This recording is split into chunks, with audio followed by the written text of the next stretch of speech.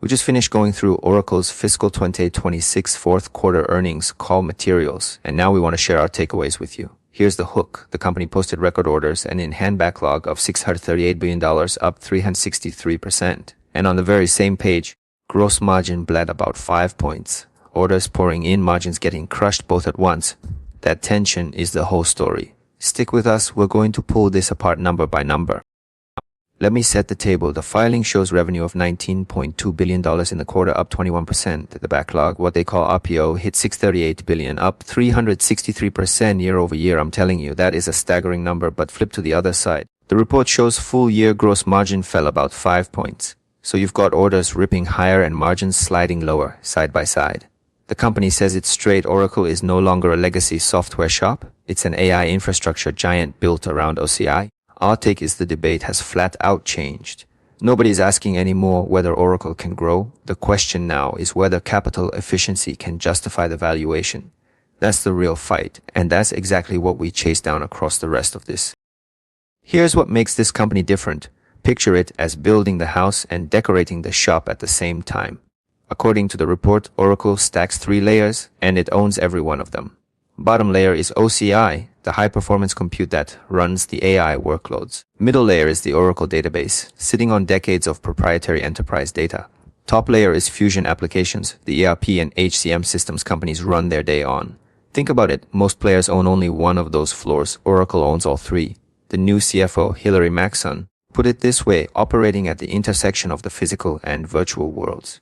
Our read is simple, that full stack design is the root of everything that follows. The growth, the differentiation, the whole edge, hold on to that, because it sets up the next several pages.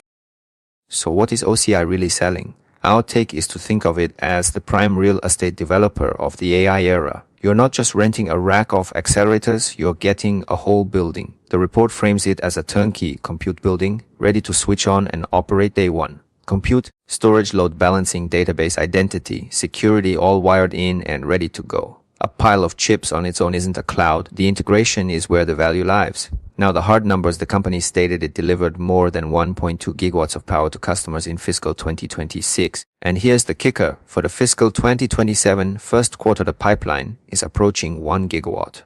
That figure is still in progress, not yet booked, but it nearly matches the previous 4 quarters combined. I'm telling you, that's the pace of the build accelerating right in front of you. Cloud capacity gets built by everybody, so here's Oracle's real ace, and our take is it comes down to the data. The report lays out a simple loop. Raw database data goes in. The Oracle stack processes enterprise AI outputs come out.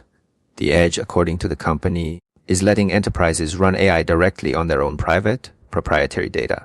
And that data has been sitting locked inside Oracle systems for decades, which is exactly the point.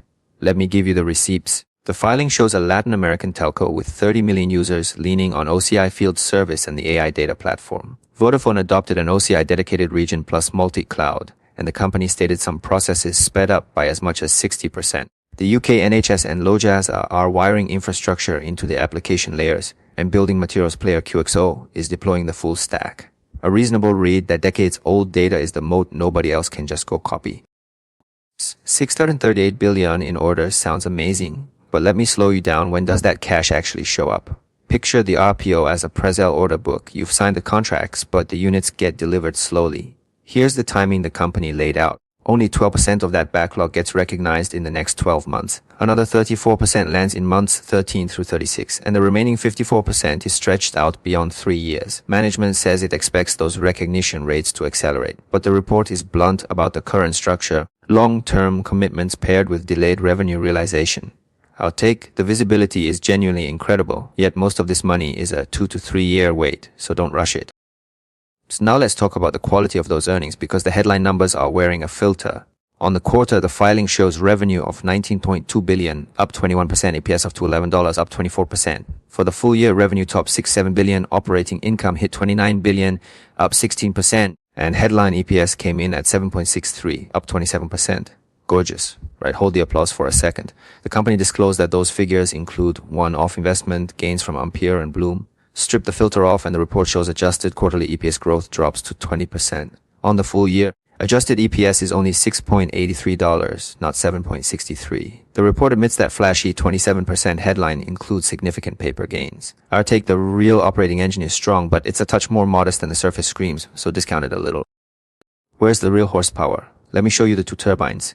Turbine 1, the company's stated OCI infrastructure revenue grew 93% year over year, the strongest growth engine in the whole portfolio. Turbine 2 is even wilder. The report shows multi-cloud revenue up 404%, with orders up 325%.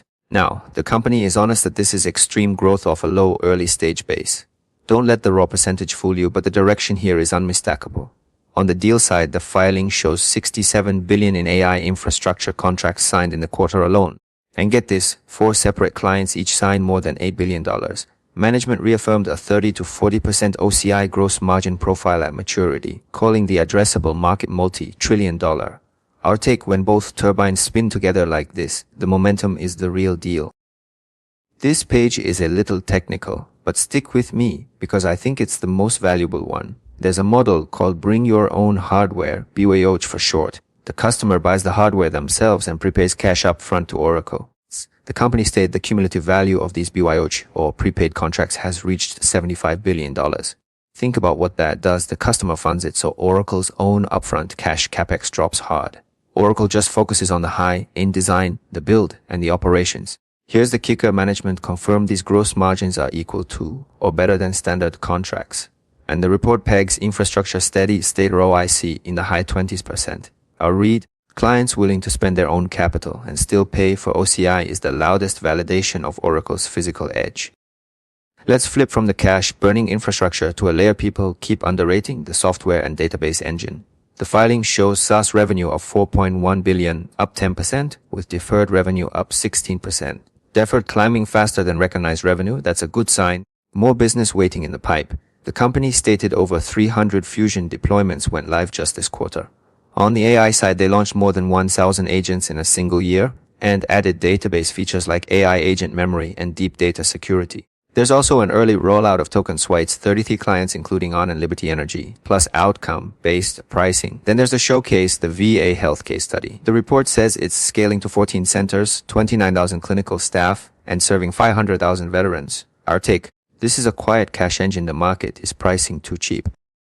All that growth is beautiful. Now let me show you the bill, and this part stings. The report shows operating cash flow of $32 billion, up 54%, so cash generation is real. But here's the burden. The company stated fiscal 2026 CapEx ran $48 billion, including about $8 billion of prepaid and timing. And fiscal 2027 guidance jumps to roughly $70 billion in CapEx. Do the math yourself: $32 billion of operating cash against a $70 billion spend that does not cover it. On margins, the report shows full year gross margin fell about 5 points, and operating margins were barely held together through severe cost cutting.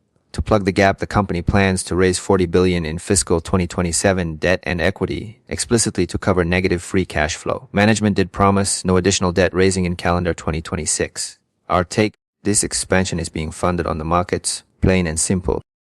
Alright, time to put the Moat on trial. The claim management asserts the differentiation comes from build and operate capabilities plus relationships. Their proof point: the company stated global GPU utilization is 97.5%, basically maxed out.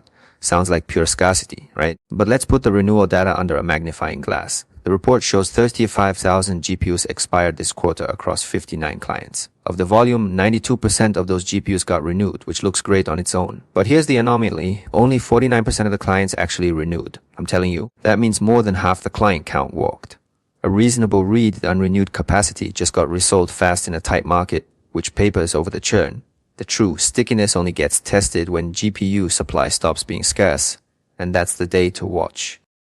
Second hard question: how much do you trust the growth story? On one side, the company points to that $638 billion RPO and a fiscal 2030 plan, revenue compounding 31% and EPS compounding 28%. Big, confident numbers. On the other side, strip out the one-offs and the report shows fiscal 2027 adjusted EPS guidance of just 18%. That's the growth gap right there. And here's the asterisk: those fiscal 2030 targets were reaffirmed by a CFO only 2 weeks into the job. Our take: that's a polite rubber stamp, and it's still missing a stretch of independent verification. The core tension is simple: management leans on the backlog as proof of future growth. So the whole thesis now rides on flawlessly converting that backlog into recognized revenue without bleeding more margin.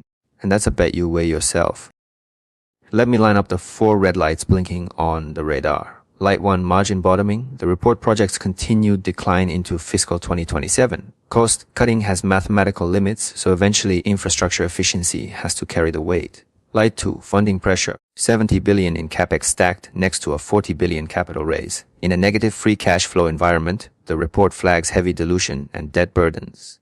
Light 3, client concentration. The company shows more than 32 billion of the new order book tied to just 4 mega clients, each over 8 billion. A reasonable read, 1 client pivots and the whole RPO narrative wobbles. Light 4, management evasion. They refuse to clarify the future BYOH and prepaid mix. And the answers on upcoming supply competition were evasive, so our take the transparency here is thin. Here's the page I want you to really sit with, the mismatch between the burn and the payoff. Right now, Oracle is in the pain period, heavy cash burn and margin pressure through the first half of fiscal 2027.